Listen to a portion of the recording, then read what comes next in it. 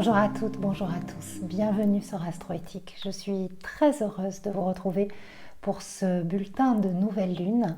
Je commence tout simplement par vous présenter mes excuses. Je n'ai pas pu être là à la dernière pleine lune.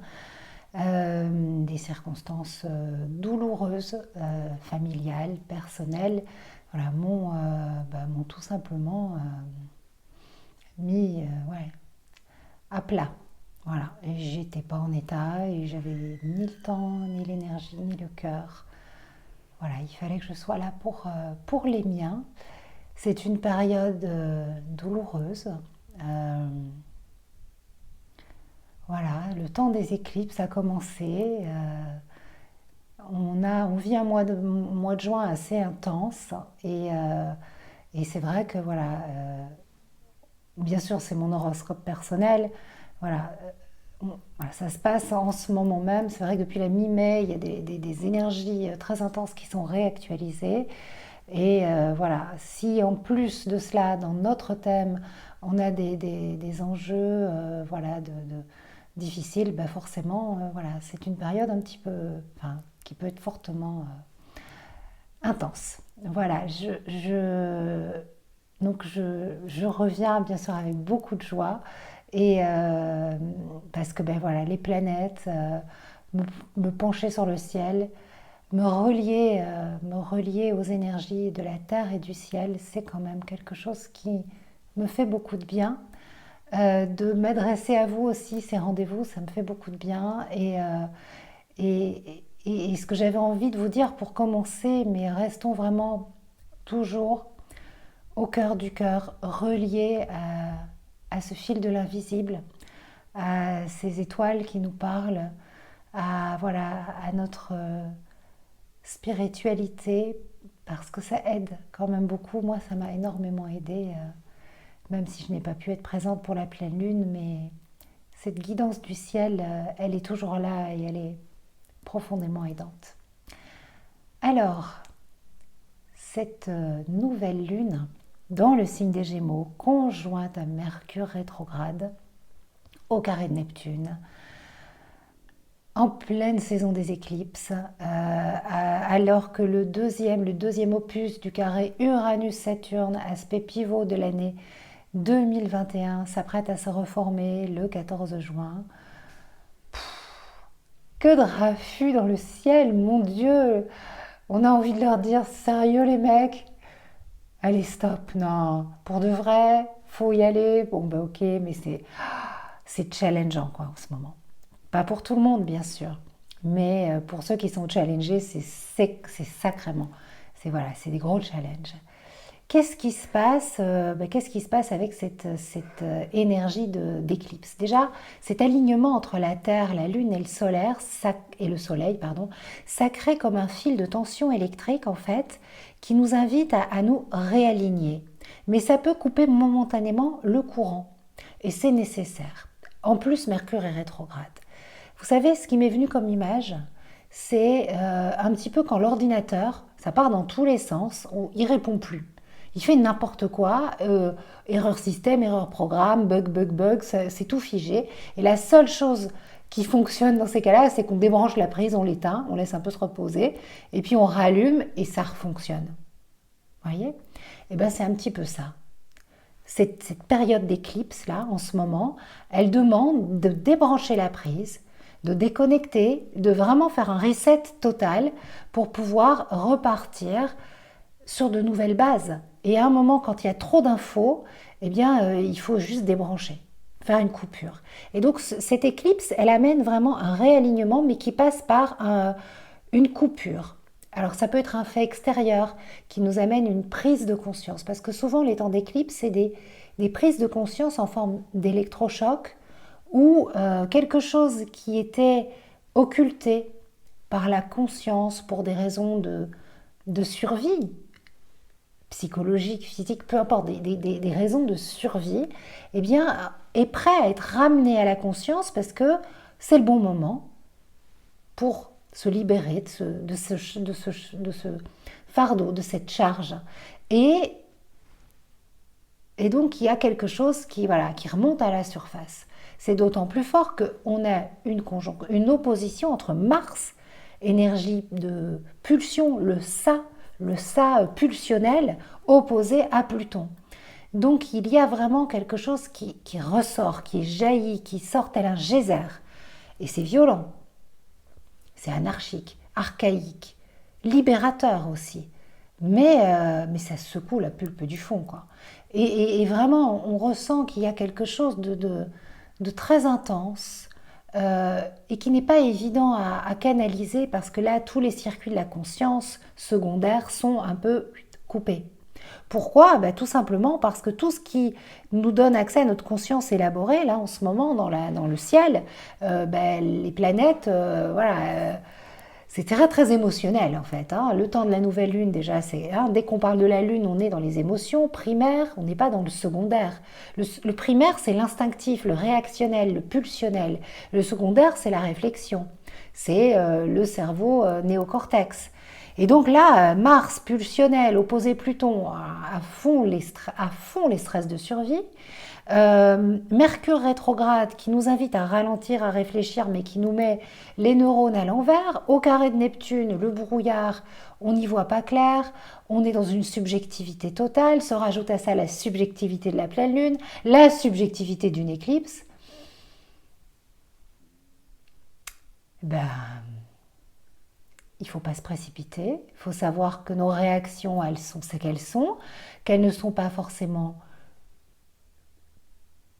en lien avec le vrai, bien que le vrai soit une question toute relative, mais qu'en fait elles sont en lien avec une forte subjectivité émotionnelle et qu'on est dans l'incapacité de faire la part des choses et d'être voilà, enfin, dans l'incapacité momentanée. Et donc ça demande beaucoup de centrage, beaucoup de respiration, beaucoup de sagesse, de lecture, d'écoute de la musique, de faire voilà, toute cette gymnastique spirituelle, toutes nos pratiques en fait qui nous font du bien et qui nous réalignent. Et de se dire, cette phrase magique qui est mon mantra du moment, cela aussi passera. Voilà. Cela aussi passera parce que tout est cyclique et tout est toujours en constante évolution et rien n'est figé. Vous savez, pour cette nouvelle lune, on a le second opus du carré entre Uranus et Saturne qui se reforme, donc il est actif dans le thème astral de cette nouvelle lune. Et l'astéroïde Cérès, Déméter, un puissant archétype du féminin, des cycles, des saisons, de la nourriture, de la fertilité, qui est dans le signe du Taureau, est conjoint à Uranus pour le deuxième opus. Hein. Cérès est à 12 degrés du Taureau et Uranus aussi. Donc c'est une conjonction très étroite, très étroite. Et Uranus est un libérateur. Uranus, il vient transcender nos limites, il vient nous inviter à être au contact de ce qui est différent, de ce qui est nouveau, mais avant tout, c'est quelqu'un qui libère et qui éveille. Enfin, quelqu'un. J'en fais des personnages, moi, de mes chères planètes, mais voilà un petit peu, les planètes sont des énergies, hein, mais l'énergie d'Uranus, elle nous bouscule, elle nous secoue, mais elle vient aussi nous libérer. Et un des plus gros enjeux de Déméter, c'est d'accepter l'impermanence des choses. Elle est en lien avec les cycles de la nature, le rythme des saisons. Dans sa relation fusionnelle avec Corée, Perséphone, elle n'accepte pas, elle veut que ça reste permanent, elle est figée dans un besoin de vivre cette fusion mère-fille, elle est complètement figée et l'enlèvement de Perséphone par Hadès, lui, la force par une dépression profonde, par cette séparation, à aller à la rencontre de sa blessure d'abandon, mais surtout à accepter l'impermanence, à accepter les cycles. Et c'est pour ça que ce mythe est en lien aussi énormément avec les cycles, puisque à l'automne, tout se meurt, et puis renaissance au printemps quand elle retrouve sa fille, et ça vient nous parler finalement de la cyclicité de la vie. Et ce deuxième opus du carré entre Uranus et Saturne nous invite à accepter cette impermanence, ces changements. Parce que d'un côté, Saturne, il voudrait tout figer. Hein, Saturne, il amène les limites, il est l'énergie de... voilà. Après Saturne, il y a les transpersonnels. Après Saturne, il y a l'inconnu, le non-connu. Les mystères, Saturne, la fin, les limites, la mort derrière, qu'est-ce qu'il y a? Et là, on se retrouve avec des planètes transpersonnelles qui viennent nous parler finalement à notre âme et qui viennent euh, nous réveiller aussi sur le plan de nos mémoires collectives qui sont en lien avec nos mémoires personnelles. Et donc, quelque part, Saturne, il voudrait tout figer et Uranus, il veut tout bousculer. Et en ce moment, on est vraiment, entre autres, pris dans ça. Bien sûr, ce carré crée des clivages, ce carré nous invite à travailler l'acceptation de la différence de l'autre, mais dans ce second opus où d'un côté, Uranus est conjoint à Cérès, et de l'autre, Saturne est rétrograde, il y a quelque chose de plus intérieur, de plus féminin, de plus yin pour ce second, la seconde formation de cet aspect. Et donc au mois de juin, hein, cet aspect pivot de l'année 2021, il nous demande d'intégrer, d'assimiler, de prendre le temps, de digérer, d'accueillir cette colère qui ressort de nulle part, ou qui a vraiment quelque chose à dire, de hurler son envie de tuer quelqu'un peut-être. Vous voyez, c'est archaïque là. Ça peut aussi être des choses dont on a honte. Comme des souillures, comme voilà. Ça peut vraiment être des choses qui c'est pas évident ce qui ressort en ce moment. Et tout ça, c'est pour que, bien sûr, on inverse nos croyances, notre regard. Hein. Quand Mercure est rétrograde, il faut faire comme le pendu dans le tarot de Marseille. Hein. On change notre vision des choses, on fait une pause, on débranche, on se déconnecte pour se reconnecter au souffle de l'âme, au souffle de la vie, au souffle du vivant. Et pour changer notre regard sur des choses qui sont encore enfouies en nous, qui n'étaient pas accessibles à notre conscience et qui émergent à la conscience avec force et virulence pour qu'on réalise à quel point on a un mauvais jugement sur ce qui est à l'intérieur de nous. Encore une fois, on travaille avec ces notions de bien, de mal, et on relativise, et on guérit, on libère. Et puis ce carré Uranus-Saturne, il nous invite à accueillir la différence de l'autre. Un carré, ça peut créer des clivages, mais c'est une énergie qui a pour but de nous mobiliser intensément, énergétiquement, pour que on s'empare du problème et que on voit le message d'amour qui est caché derrière et qu'on transcende. Et il y a une énergie qui s'exprime là de séparation, de clivage, de tension, cette sensation que l'autre va nous imposer sa différence. Et la peur que quelque part, il s'empare de nous, de notre personnalité qui nous oblige à être ce que l'on n'est pas. Et là, il y a une confusion en termes d'identité profonde entre ce que je suis et ce que tu es toi, en fait. Et c'est pas parce que l'autre nous parle de sa différence qu'il va nous changer. Mais pour ça, il faut qu'on soit hyper en phase avec notre soi. Et donc cette nouvelle lune, elle nous invite à nous connecter à qu'est-ce que c'est ton soi? Qui es-tu? Connais-toi. Parce que si tu te connais bien, tu peux affirmer tes différences. Mais si en affirmant tes différences, que tu envoies l'info à ton corps, à tes cellules, à tout le monde, que voilà, tu te connais, tu t'envoies l'info à toi en premier en fait. Voilà ce que je suis, voilà qui je suis. Une petite crampe, excusez-moi. Vous voyez? Et c'est super important. Je travaille sur ça en ce moment. Donc je le dis peut-être encore voilà, avec beaucoup de naïveté, mais voilà, je travaille sur la différence entre le soi et le non-soi et de vraiment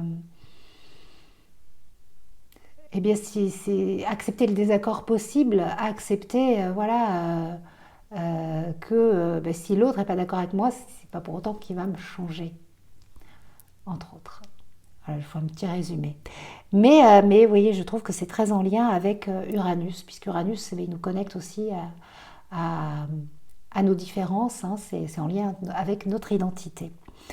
Donc voilà ce que je pourrais vous dire pour cette nouvelle lune, assortie d'une éclipse. Ce qui m'interpelle aussi, c'est la présence de Vénus dans le signe du Cancer, qui est une invitation, une tendre invitation à la douceur, pour pouvoir rester vraiment connecté au cœur, au cœur du cœur, connecté, relié à l'amour toujours.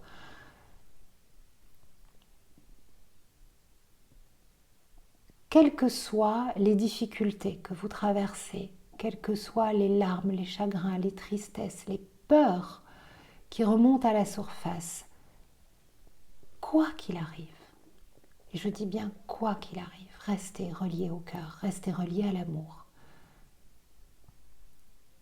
Ça fera toute la différence. Ça changera vraiment tout. Et donnez du temps au temps et dites-vous, je le répète encore une fois, que ça passera. Mais pour que vous acceptiez que ça passe, c'est accepter l'impermanence des choses. Pour pouvoir laisser glisser, laisser couler. Si vous n'acceptez pas l'impermanence des choses, ça veut dire que vous vous nourrissez de regrets. Cérès, Déméter, elle ne se nourrit pas de vie, elle se nourrit de regrets, d'amertume, de chagrin, de colère. Ne nous nourrissons pas de ces mauvaises potions. Nourrissons-nous d'amour, de douceur, de compassion, de tendresse, de patience. Nourrissons, honorons les plus jolies qualités du féminin de notre être. Et là, nous retrouvons notre secondarité. Là, nous nous remettons en phase avec Saturne qui rétrograde pour que nous soyons dans l'acceptation. Parce que Saturne rétrograde, c'est accepte.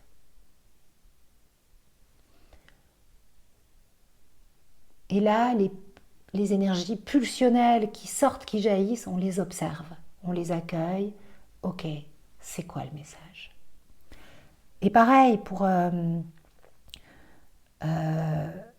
le carré le carré Neptune-Mercure, confusion, mauvaise interprétation. Ok, j'attends un peu, j'attends d'y voir plus clair. Bien sûr, vous savez, la rétrogradation de Mercure, c'est vraiment au début que c'est très intense et il y a plein de confusion. À partir du moment où l'alignement sera entre Mercure, le Soleil et la Terre, en fait, on sera au milieu de la rétrogradation et là, et grâce en plus au phénomène des éclipses et à tout ce qui sera passé et au reset de cette nouvelle lune, vous allez voir que vraiment, allez, on enclenche sur un nouveau cycle. Hein. Là, on est en fin de cycle, en nettoyage et il y a des nouvelles choses, un nouvel encodage, un nouveau programme qui se met en place. Hein. C'est un réalignement énergétique. C'est vraiment pour ça que c'est intense, ça se secoue, mais en acceptant de donner du temps au temps, en acceptant l'impermanence des choses, enfin tout ce que je viens de vous dire, hop, vous allez voir, vous allez sentir l'énergie qui change et laissez passer 2-3 jours après la nouvelle lune pour vous diriger vers ce renouveau. Le moment exact du carré entre Saturne et Uranus se fait le 14, on arrive vers l'énergie de l'Ita, vers les fêtes, et voilà, on bascule vers autre chose, mais ce mois de juin, il est chaotique. Voilà, écoutez, je pense que je vous ai tout dit. Je voulais vous partager des jolies bougies de rituel de lune. C'est un vrai coup de cœur que j'ai eu et une jolie rencontre qui s'est faite et qui va aboutir à une belle co-création dont je vous parlerai pour la prochaine fois. Mais je voulais déjà vous présenter 2 bougies que je trouve magnifiques et que je vous invite, je vous mets le lien en descriptif Vous avez aussi des liens dans mon compte Instagram pour éventuellement commander ces bougies si elles vous parlent et si elles vous inspirent.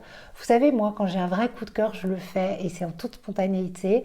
C'est une jolie rencontre. En fait, cette bougie, on me l'a offerte. C'est une amie à moi qui me l'avait offerte pour mon anniversaire.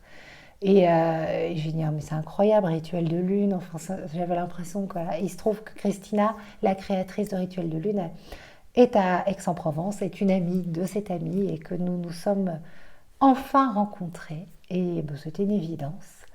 Voilà. Et on s'est dit, bon, on fait un truc ensemble. Donc ça, je vous en parle bientôt. On a des tas de projets, on est mille et une idées à la seconde. Et là, je voulais vous présenter la bougie pour Lita. Cristal de roche, pierre de soleil, bergamote, orange épicé, zeste d'agrumes. Elles sentent divinement bon. Elles sont 100% naturelles. Enfin, c'est fait avec amour. Voilà, là, c'est juste incroyable. Alors, ces bougies, vous voyez, il y a des petits cristaux. Donc, vous renversez. Déjà, rien que ça, là, on est dans le rituel, dans le... Et puis, vous allumez votre bougie. Il y a tous les conseils. Voilà, vous recevez ça avec un joli petit pochon, un petit mode d'emploi pour gérer tout ça. Enfin, bon, voilà. Un petit conseil de rituel aussi pour Lita. Donc, pour les bougies Lita, elle en avait plus. Elle en a remis en stock. Donc, ne tardez pas. Franchement, parce que bah, après, il sera trop tard pour les avoir pour Lita. Et sinon, il y a celle-ci que j'adore. Bah, c'est celle Soleil de Lune, Pierre de Lune et Frangipanier, qu'elle a conçue. Les odeurs sont juste dingues, hein, mais vraiment dingues, avec des beaux cristaux. Enfin, tout est, voilà, c'est des filières éco-responsables. Enfin, voilà. Bah, je vous en parlerai pas si ça vibrait pas juste. Et là, bah, celle-ci, c'est pour les éclipses. Mais pas que. Elle est pleine d'idées. Voilà. Instant conseillé pour l'allumage lorsque vous voulez envoyer une invitation d'amour à quelqu'un. C'est magnifique. C'est cet art de la bougie et de la lithothérapie. Pour moi, quand j'allume une bougie, je me mets en rituel. Chaque fois que j'écris, j'allume une bougie. À chaque fois que je fais une vidéo avec vous, j'allume une bougie. Là, j'ai allumé ma Christoracle. Alors celle-ci, elle est particulière parce que, bon, déjà, elle a plein de petits cristaux. Et quand elle sera entièrement consumée, il y a un petit message, un oracle, une guidance, une bénédiction, un message pour moi que je pourrais lire. Donc, j'ai trouvé que c'était juste génial. Donc, je vous invite à aller découvrir Rituel de Lune, le site de Christina. Et puis, j'ai trop hâte de vous dévoiler nos beaux projets. Et puis de vous présenter aussi le programme pour 2022, du nouveau, et bien sûr le Moon Journal, nouvelle couverture, et puis surtout une belle jolie nouvelle surprise. Donc voilà, plein de nouveautés, le temps de mettre tout ça en place.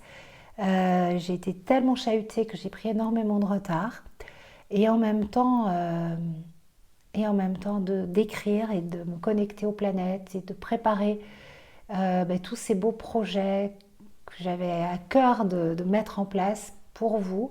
Ça m'a profondément aidé. Donc je pense que je vous présenterai tout ça pour la prochaine vidéo de pleine lune, en tout cas une partie en tout cas. Gros bisous, j'espère que cette vidéo vous aura aidé, vous aura mis une guidance. N'hésitez pas à aller lire l'article complet sur mon site internet qui vous présente un petit peu tout ce que j'ai pu canaliser comme message, ressentir, ce que j'avais envie de partager avec vous. Et bien sûr aussi, on se retrouve sur les réseaux sociaux. Ciao et à la prochaine pleine lune.